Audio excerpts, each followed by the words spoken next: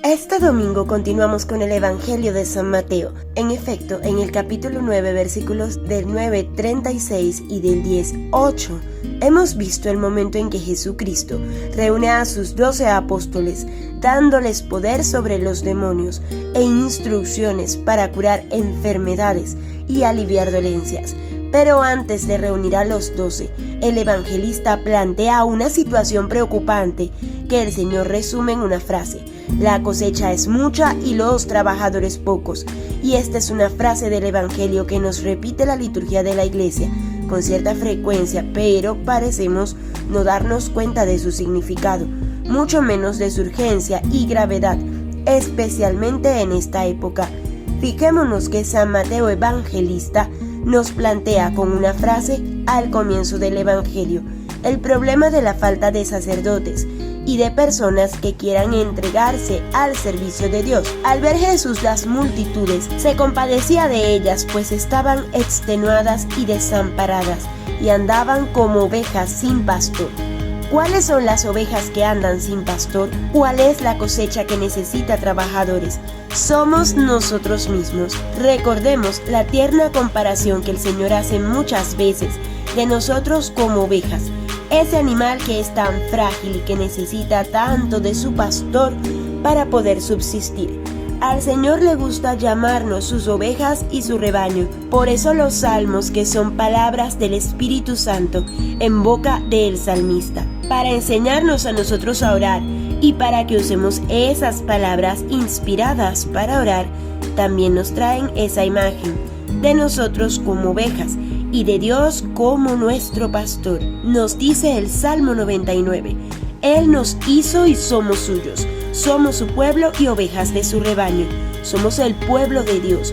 Eso lo hemos repetido, somos el pueblo de Dios, pero corremos el riesgo de pasar estos conceptos por alto. Si no los meditamos a profundidad, nos damos cuenta de la grandeza a la que Dios nos llama. Nos damos cuenta de que esa grandeza no se basa en que somos libres, aunque la libertad es un don preciosísimo de Dios. Se basa en que nuestra dignidad viene de que somos suyos por su amor, de que Él nos ha creado, de que en nosotros está la imagen de Dios. Nos damos cuenta de esta maravilla de pertenencia a Dios. Somos una nación consagrada a Dios, un especial tesoro de Dios. Somos pueblo de su propiedad, somos suyos, somos su pueblo.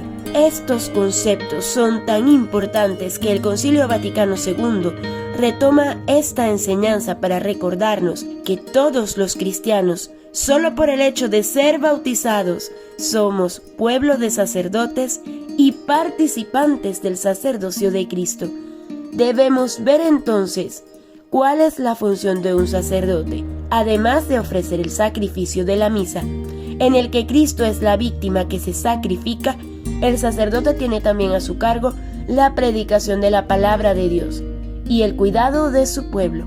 Y si bien existe el sacerdocio ministerial, del cual forman parte los sacerdotes que han recibido el sacramento del orden sacerdotal, existe también un sacerdocio de los laicos, de todos aquellos que no han sido ordenados, pero que también tienen una responsabilidad apostólica de llevar el mensaje de Cristo a quienes puedan y a donde puedan. Desde quienes somos de Cristo.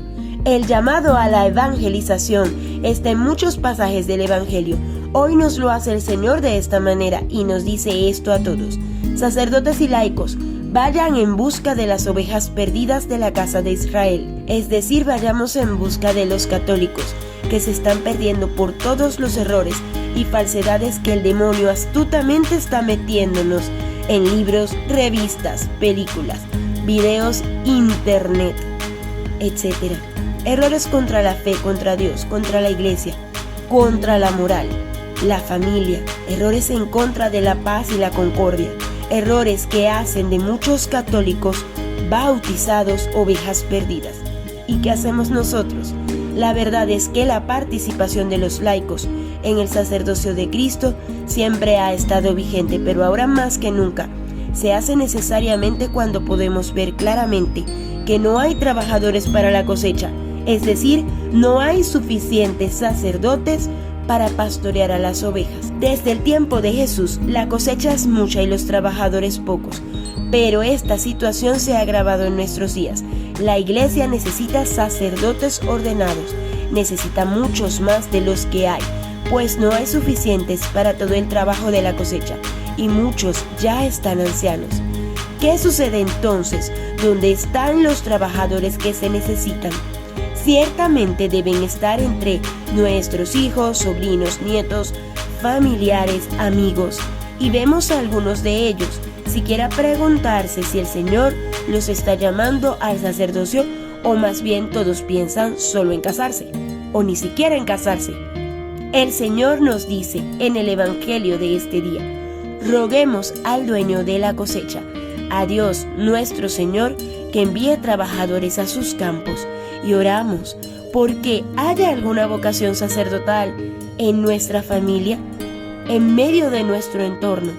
Nos esforzamos en propiciar lugares de encuentro para que puedan darse espacios de discernimiento, o simplemente dejamos el sacerdocio como una mera idealización de algo. Oramos siquiera para que aquellos que han decidido iniciar este camino puedan oír en su corazón y en su vida el llamado que el Señor les hace, pues el peligro no es solamente el hecho de que no haya muchachos dispuestos a escuchar la voz del Señor que los llama a su sacerdocio, sino que en general discernir a qué llama a Dios a la vida particular de hombres y mujeres es algo que hoy prácticamente pasa de largo, porque no es posible que el Señor no esté llamando a nadie o casi nadie en este tiempo. Ciertamente no puede ser así, pues la cosecha sigue siendo mucha y las ovejas siguen andando sin pastor hoy mucho más que en otras épocas. El Señor sigue llamando como siempre ha llamado,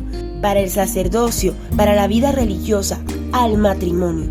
Así lo ha hecho a lo largo de estos 2000 años de cristianismo. Pero sucede que el mundo, las cosas mundanas, aturden a los jóvenes, a hombres y mujeres, y los hacen sordos a la voz de Cristo. Los engañan haciéndoles creer que las cosas del mundo son las más importantes, y lo único que vale la pena es lo material, el placer, los logros, el reconocimiento, el dinero, etc. En este particular podemos recordar al joven rico del Evangelio a quien se le aseguraba un tesoro en el cielo. Él quería conseguir la vida eterna. Sin embargo, este joven hizo tal cual como muchos jóvenes hoy. No siguió a Jesús, pues no quería dejar todo lo que tenía. Estaba apegado a las cosas del mundo. No quiso abrirse a escuchar siquiera la voz de Dios, y no lo que había en su cabeza, sino lo que Dios realmente le estaba pidiendo en su vida. Este joven tenía muchos apegos, le parecía muy importante y valioso lo que el mundo le ofrecía. Así que al final este joven se fue muy triste. Pero, ¿qué es más triste que quedarse sin Jesús? Seguramente él en el fondo de su corazón lo sabía, pero al final decidió. Tal vez la respuesta radica en el gozo de saber que le estamos entregando a Cristo hoy. ¿Nos estamos entregando a nosotros o simplemente la apariencia de lo que exteriormente podemos hacer? No tengamos miedo. Cristo nos llama a darnos, a donarnos por completo a Él, pues somos don suyo, somos la obra de sus manos y en Él estamos seguros. Paz y bien.